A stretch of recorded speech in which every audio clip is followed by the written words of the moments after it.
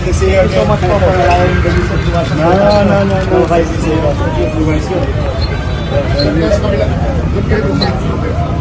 Maganda itong kasama itong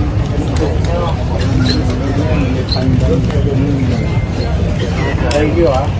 Yes, it's the least we can do po because napakalaking value ang Freedom Park, Liwasan Bonifacio.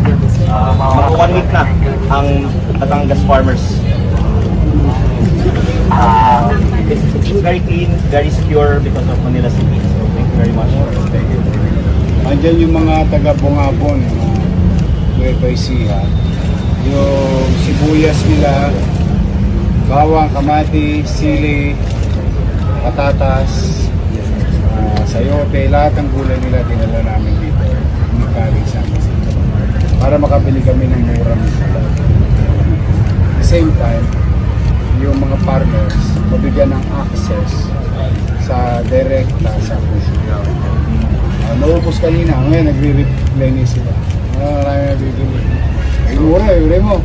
1 kilong sili, 130 lang. Yung sayote, 46. O imagine mo. Eh dati yung sili, pwede na ikwintas eh. Parang alahas.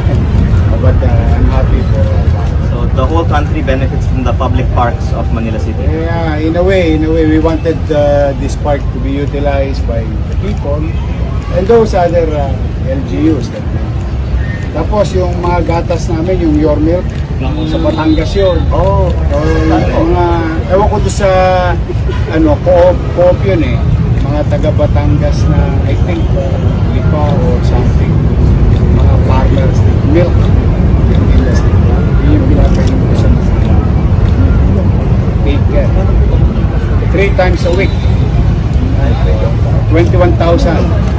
O ngayon, nahinto na, tapos na yung klase. Sa June, magiging 60,000 lang. Kasi sasama ko na yung kinder saka grade 1. So tatlo na batang Maynila na may libreng Your Milk. Oo, pero minalas din kami kasi napabayaan sila. Meron data ang DOH, yung stunting sa Pilipinas. So imagine mo, kasama doon ang Maynila. So with this approach, yung nutrition, walang gastos yung nanay. Tapos malusog yung bata. Tapos in-address mo pa yun. Which is nutrition. Pero we're very grateful for this. Yes. It's not enough to thank you po for allowing our farmers to use your Diba? plaza. Oo, pare. Ang galing, ganda. Putsa pare. 25 kilos to ha. Oo, gat mapi. Sakit na sa likod ko. Hindi, thank you talaga.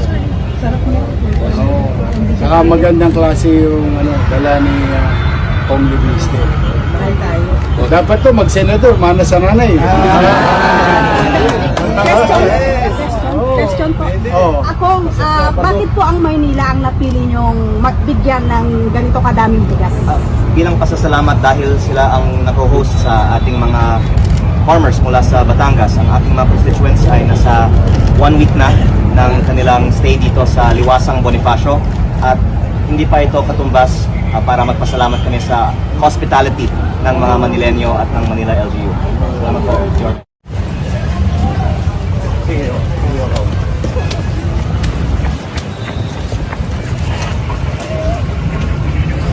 So, thank you so much for arranging everything. Good to see you So much po for allowing the use of Liwasan. No, guys, it's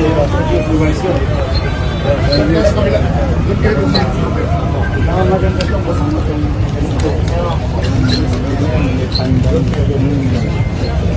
Thank you, ah.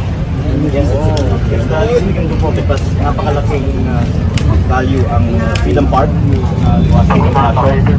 Mga 1 week na ang Batangas farmers. It's very clean, very secure because of Manila City. So thank you very much. Thank you.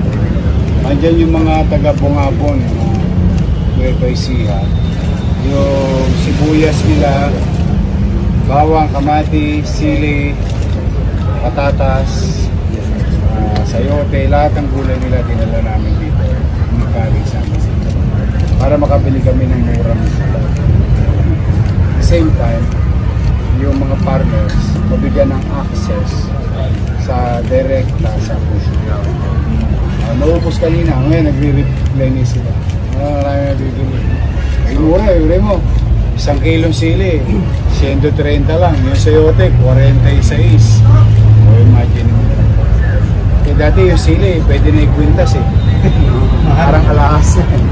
But I'm happy for So the whole country benefits from the public parks of Manila City. yeah, in a way, we wanted this park to be utilized by the people and those other LGUs. Tapos yung mga gatas namin, yung Your Milk, sa Batangas yun. Oh, So, mga, ewan ko doon sa, co-op yun eh. Mga taga Batangas na, I think, Lipa or something. Mga farmers, milk industry. Yun yung pinapainom ko sa mga baker. 3 times a week. 21,000. O ngayon, nahinto na, tapos na yung klase. Sa June, magiging 60,000 na. Kasi sasama ko na yung kinder sa grade 1. So tatlo na. Batang Maynila na may libreng Your Milk. Oo, pero minalas din kami kasi napabayaan sila. Meron data ang DOH, yung stunting sa Pilipinas. So imagine mo, kasama doon ang Maynila. So with this approach, yung nutrition, walang gastos yung nanay. Tapos malusog yung bata, masita lang. Tapos in-address mo pa yun. Which is nutrition. Pero we're very grateful for this. Yes. It's not enough to thank you po for allowing our farmers to use your Diba? plaza. Oo, pare. Ang galing, ganda. Putsa pare. 25 kilos to ha. Oo, gat mapi. Oo. Oo. Hindi, thank you talaga. Sarap niya. Oo. Saka magandang klase yung dala ni Kong Libiste. Kain tayo. O, dapat to mag-senador, mana sa nanay.